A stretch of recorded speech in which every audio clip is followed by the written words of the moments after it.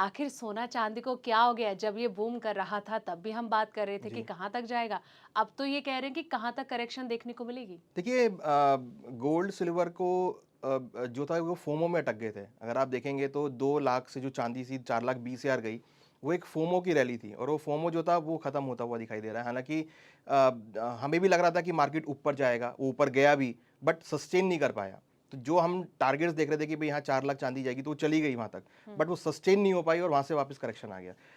अब जो है ना, आप देखिए कि जनवरी से लेकर या फरवरी से अगर हम बात करें तो एनवायरनमेंट में बहुत बड़ा चेंज देखने को मिला है। चाहे वो जियोपॉलिटिकल पर्सपेक्टिव से हो, हाँ। चाहे वो पॉलिटिकल पर्सपेक्टिव से हो, चाहे वो आपका इन्फ्लेशन के पर्सपेक्टिव से, क्रूड के पर्सपेक्टिव से हो या कमोडिटी के पर्सपेक्टिव से हो। तो कहीं न कहीं हमने देखा कि जो चीज़ें पहले थोड़ी पॉजिटिव चल रही थी, वो बिल्कुल अब चेंज होती हुई नज़र आई हैं। क्योंकि जिस तरीके से एक रशिया यूक्रेन वॉर तो चल ही रहा था। अब ये जो यूएस और ईरान का वॉर चला है, इसकी वजह से पूरा ही मार्केट को देखने का जो नज़रिया है वो पूरा चेंज हो गया है। हुँ। चाहे आप उसको एक पॉजिटिव मैनर में बात करें या नेगेटिव मैनर में बात करें, तो पूरा ही मार्केट का नज़रिया चेंज हो गया, जिसकी वजह से कहीं न कहीं हमने देखा है कि उसका जो डेंट है, वो सभी चीज़ों पे आता हुआ दिखाई दिया है। अगर आप देखेंगे तो एक तरफ से जितनी भी एसेट क्लास हैं, चाहे वो प्रॉपर्टी हो, चाहे वो गोल्ड हो, चाहे वो इक्विटी हो, सभी के अंदर गिरावट देखने को मिली है। अच्छा बिल्कुल जब कुछ चीज़ें उठ रही हैं तब सोना चांदी जी, डिप में नज़र आ रहा है। क्रूड ऑयल के भाव लगातार देखिए कितने ज़्यादा रिकॉर्ड इन्होंने तोड़ दिए हैं। जी, डॉलर भी लगातार उभरता जा रहा है। यस। अच्छा मैं इनके कारणों पर आऊँ तो ये जो सोना चांदी पिट रहा है इसके पीछे के कारण क्या-क्या हैं वो मेन? देखिए सिंपल सा कारण है। अगर मैं बिल्कुल एक माइक्रो लेवल पे जाके बात करूँ, भई क्या कारण हो सकता है? हुँ। Generally that is a demand. ठीक है? अभी हम देखते हैं जब भी वॉर सिचुएशन होती है, तो वॉर के टाइम पे हम देखते हैं कि जियोपॉलिटिकल टेंशन की वजह से एक सेफ हेवन डिमांड निकल कर आती है। इस बार अगर आप देखेंगे तो सेफ हेवन डिमांड नहीं निकल रही है, हुँ। क्योंकि अगर हम एक डेटा की बात करें तो ये जो वॉर छिड़ा है ये पूरा यूएई में छिड़ा है और यूएई करीबन अगर आप डिमांड की बात करेंगे तो 20 से 25% डिमांड को कंट्रीब्यूट करता है। हुँ। वहाँ पर अभी स्थिति ऐसी है कि लोग जो है कैश में बैठना पसंद कर रहे हैं या बहुत जल्दी ट्रांसफॉर्मेशन कर रहे हैं, वो गोल्ड नहीं परचेज कर रहे हैं। हुँ। क्योंकि गोल्ड उस टाइम पे परचेज किया था जब आपको लग रहा हो कि आगे आपको उसकी यूटिलाइजेशन है। हुँ। अभी यूटिलाइजेशन गोल्ड की खत्म होती हुई दिख रही है, क्योंकि सेव हेवन डिमांड के तौर पे नहीं देखने को मिल रहा है। लोग उसको एज अ इन्वेस्टमेंट नहीं देख रहे हैं हुँ। कि हम अब लोग अब यहाँ पे सोच रहे हैं कि वॉर चल रही है, तो पहले वो सोच रहे हैं कि अपनी जो उनकी बेसिक चीज़ें हैं जो सस्टेन करने के लिए उसको वो वहाँ पर यूज़ करें। हुँ। तो यहाँ पर अगर आप देखेंगे तो यूएई के अंदर जो डिमांड है वो कम होती हुई दिख रही है। डिमांड की वजह से क्या है, जितने अगर हम एक एग्जांपल की बात करें, दुबई की अगर हम बात करें, तो हाँ। दुबई 15 से 20% डिमांड कंट्रीब्यूट करता है। दुबई के अंदर जो टूरिस्ट है वो बाहर चले गए हैं।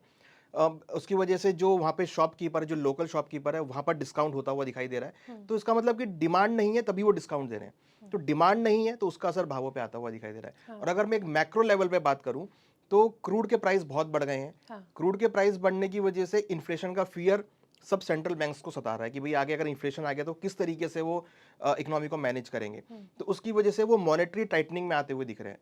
तभी उन्होंने, अगर हम देखें लेटेस्टली, सभी सेंट्रल बैंक्स ने अपने इंटरेस्ट रेट स्टेबल रखे हैं। हुँ। स्टेबल रखने का मतलब ये है कि वो नहीं चाह रहे कि इंटरेस्ट रेट कट करें। वो आगे मॉनेटरी टाइटनिंग करेंगे तो उनको इंटरेस्ट रेट बढ़ाना पड़ेगा। तो इस चीज़ को भी गोल्ड डिस्काउंट कर रहा है कि भाई आगे अगर सेंट्रल बैंक्स ने इंटरेस्ट रेट बढ़ा दिए हुँ। तो गोल्ड में करेक्शन आएगा। तो उसी को चलते हुए हम देख रहे हैं गोल्ड सिल्वर में गिरावट आती हुई दिख रही है। मीन्स एक तो डिमांड नहीं है, हाँ। डिमांड का इफेक्ट आ रहा है। दूसरी तरफ जो मॉनेटरी टाइटनिंग है उसका इफेक्ट गोल्ड सिल्वर पे आता हुआ दिख रहा है। हुँ।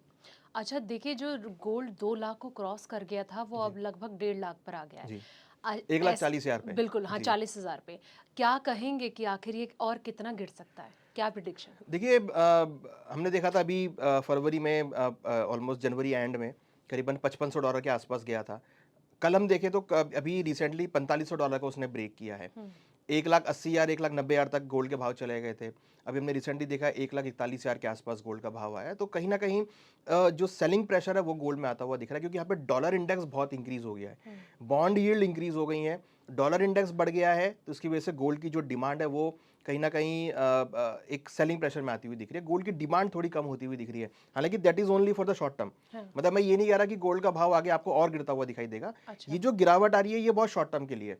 जैसे ही वॉर खत्म होगी, क्योंकि अब यहाँ देखिए कि क्रूड की जो भाव बढ़े हैं क्रूड के, वो हुँ। केवल इसलिए बढ़े हैं क्योंकि सप्लाई नहीं आ रही है। हुँ। हालाँकि ड्रिलिंग बहुत अच्छी हो रही है। अगर आप यूएस के स्टॉक्स देखेंगे, यूएस के अंदर जो क्रूड का भंडार है, हुँ। वो पिछले कई सालों में ज़्यादा बढ़ गया है। हाँ। यूएस के अंदर भंडार बढ़ा है, यूएस के अंदर नेचुरल गैस का भंडार बढ़ा है, तो भंडार बढ़ गए हैं मगर वो जो डिस्ट्रीब्यूशन है ना वो नहीं हो पा रहा है। तो वो जो डिस्ट्रीब्यूशन की वजह से क्या है कि जो एशियंस कंट्री हैं जो जनरली ब्रांड यूज करती हैं, तो वो ब्रांड उन तक नहीं पहुंच पा रहा है, शिपमेंट्स नहीं पहुंच पा रही। जैसे इंडिया भी एग्जांपल है कि इंडिया में जो शिपमेंट्स है बहुत स्लो आ रही हैं, जिसकी वजह से प्राइस बढ़ गए हैं। तो जैसे ही अगर वो शिपमेंट चालू होती हैं, स्ट्रेट ऑफ हॉर्मुज जो है वो एक बहुत बड़ा जिक्र का एक बन गया है पॉइंट एक, तो सब उसकी तरफ देख रहे हैं कि वहां से शिपमेंट्स कैसी आ रही है। तो शिपमेंट्स अगर आनी चालू हो जाएंगी तो क्रूड के भाव सेटल हो जाएंगे, नीचे आ जाएंगे, तो इन्फ्लेशन कंट्रोल होगा, तो गोल्ड के भाव फिर बढ़ने स्टार्ट हो जाएंगे। लेकिन तो ये अनुजी बहुत शॉर्ट टर्म के लिए है। बिल्कुल अनुजी, सवाल तो यही आ जाता है ना कि देखिए जब से डोनाल्ड ट्रंप सत्ता में आए ना, जी।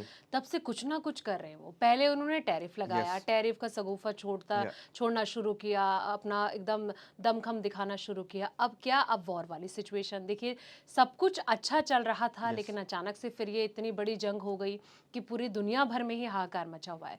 और कहीं ना कहीं हम देख रहे हैं ना कि इसका जो इम्पैक्ट है वो हर जगह, हर सेक्टर पर पड़ रहा है। Yes. मार्केट की भी सिचुएशन हम देख ही रहे, हर दिन इसको लेकर चर्चा भी करते हैं कि मार्केट आखिर कितना नीचे और गिरेगा। तो ऐसा तो नहीं कि कहीं ये 2008 वाली सिचुएशन को याद दिला देगा? देखिए अगर आप देखें तो डेफिनेटली ऐसा आभास हो रहा है कि 2008 वाली सिचुएशन भी हो सकती है, क्योंकि देखिए जिस तरीके का उस टाइम पे हमने रिसेशन देखा था, हाँ। तो वैसी वैसी कुछ चीज़ें, अगर ये युद्ध ज़्यादा लंबा चला तो हो सकता है कि वो सिचुएशन भी आपको देखने को मिले। क्योंकि देखिए जब युद्ध होता है तो बहुत सारी चीज़ें डिस्टर्ब हो जाती हैं, लोग जो है केवल सर्वाइवल पे आ जाते हैं कि भाई आपका जो सर्वाइवल है खाली वही होता रहे, वो एक्स्ट्रा की बात नहीं करते हैं। तो कंपनीज की अर्निंग्स भी कम होनी चालू हो जाती हैं, डिमांड सप्लाई भी मिसमैच हो जाता है। तो ऐसे में अगर आप देखेंगे तो 2008 वाला सिचुएशन भी बिल्कुल जहाँ पर क्राइसिस आ गया था, रिसेशन आ गया था, वो सिचुएशन हो सकता है 1-2% मैं आपको कह रहा हूँ। एक मतलब ये एक ऐसा पॉइंट है कि जिसको लोगों को देखना चाहिए कि भाई 2008 वाला सिचुएशन हो सकता है। हाँ, इसको अगर हम कोविड से कंपेयर करें तो शायद वो ठीक नहीं होगा, अच्छा। क्योंकि कोविड में क्या था कि सप्लाई भरपूर थी, हम्म। लोग यूटिलाइज नहीं कर रहे थे, तभी हमने देखा था क्रूड के भाव -40 में चले गए थे। यहाँ पर क्रूड का भाव ऑलमोस्ट डबल हो गया है। अभी एक महीने पहले $60 था, आज ब्रेंट का भाव $113 है, तो ऑलमोस्ट डबल हो गया है। तो यहाँ पे क्या है कि जो डिमांड तो है बट सप्लाई नहीं यहाँ पे नहीं आ रही है। तो कोविड से बिल्कुल उलट है यहाँ पे।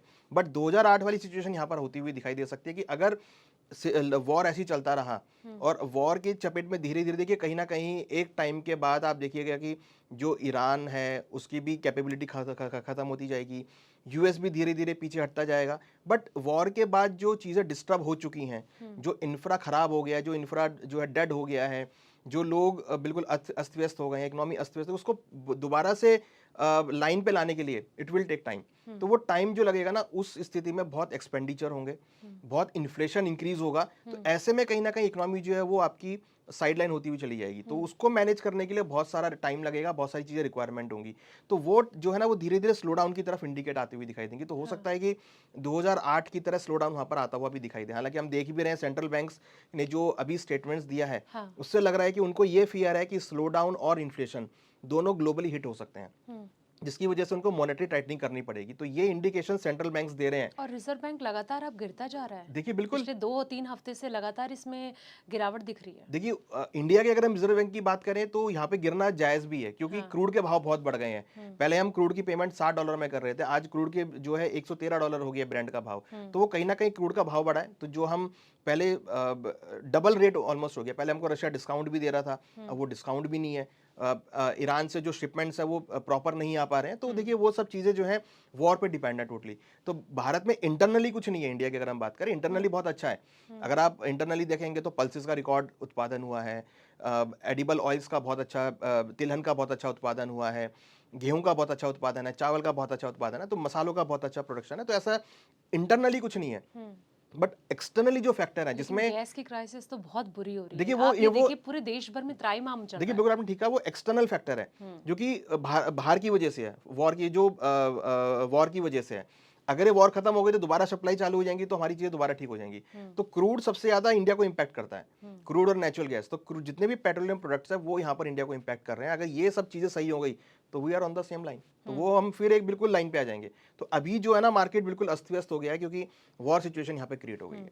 अच्छा, इकोनॉमी तो इम्पैक्ट होगी ही, लेकिन मंदी की सिचुएशन क्या लग रहा है कि ऐसा तो नहीं कि मंदी की जद में आ जाएंगे? देखिए मंदी मुझे लगता नहीं है कि भारत में आएगी, क्योंकि 2008 में भी भारत में ऐसी कोई मंदी नहीं थी। ग्लोबल रिसेशन था, बट इंडिया के अंदर रिसेशन उतना नहीं था, तो मुझे नहीं लगता कि इंडिया में उसका बड़ा इम्पैक्ट पड़ेगा, क्योंकि इंडिया के अंदर अगर आप देखेंगे तो बहुत सारे नेचुरल रिसोर्सेज हैं।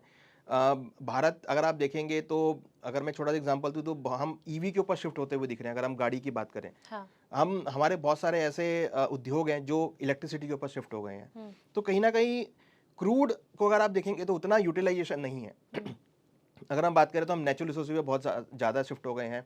बहुत सारी हमारी स्टेट्स हैं जहाँ पर हम सोलर पैनल को यूज़ कर रहे हैं, हम विंड पावर को यूज़ कर रहे हैं, तो जो एनर्जी वाला पार्ट है उसको हम धीरे धीरे हम इथेनॉल पे बहुत शिफ्ट हो गए हैं। तो कहीं ना कहीं उतना इम्पैक्ट नहीं पड़ेगा, बट हाँ देखिए, अब कहीं पे लड़ाई हुई है तो पड़ोसी में तो इम्पैक्ट आना ही है, तो वो इम्पैक्ट हमें आता हुआ दिख रहा है। बट स्लो डाउन अगर मैं इंडिया की बात करूं या रिसेशन की बात करूं, तो शायद इंडिया में उतना बड़ा इम्पैक्ट नहीं पड़ेगा। अच्छा। ग्लोबली इम्पैक्ट हो सकता है, बट इंडिया के अंदर मुझे नहीं लगता कि इतना बड़ा इम्पैक्ट आता हुआ दिखाई देगा।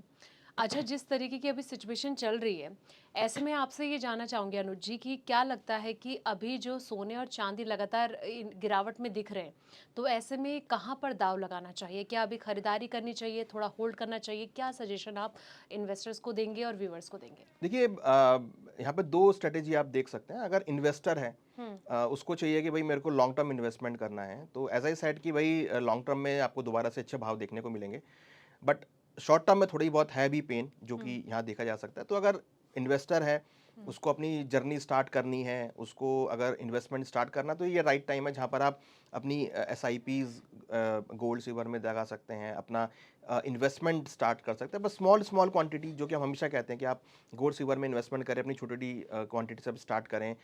तो आपको वहाँ पे अच्छे रिटर्न देखने को मिलेंगे। देखिए, यहाँ पर मैं एग्जांपल देता हूँ, 2008 में मार्केट में मंदी आई। जिन्होंने 2008 में पैसा लगाया उनको अच्छा खासा बेनिफिट मिला।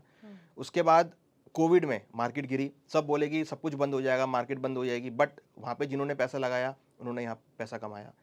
अब सिचुएशन ऐसी है कि लोग कह रहे हैं कि सब कुछ खत्म हो जाएगा, ये जो गिरावट आ रही है, जो यहाँ पे पैसा लगाएगा वो पैसा कमाएगा। तो ये पैटर्न है, जब भी मार्केट में गिरावट आई है और जिसने उसमें पैसा लगाया हौसला देके, तो उसको पैसा बनाए। तो ये अगर आप ये मैं डेटा के बेस पे कह रहा हूँ, 2008, 2011, 12, 2020, अभी 2026, बिल्कुल। तो जब भी आप, अगर आप हिस्टोरिकली भी देखेंगे, जब भी बड़े पैटर्न्स में गिरावट आई है तो उन पैटर्न्स ने रिटर्न दिया है। तो ये जो पैटर्न फॉर्मेशन है, जो सेम पैटर्न बना है, और आगे भी ऐसे पैटर्न्स बनेंगे तो आपको अपॉर्चुनिटी मिलेगी, क्योंकि देखिए दुनिया तो बंद होने वाली नहीं है।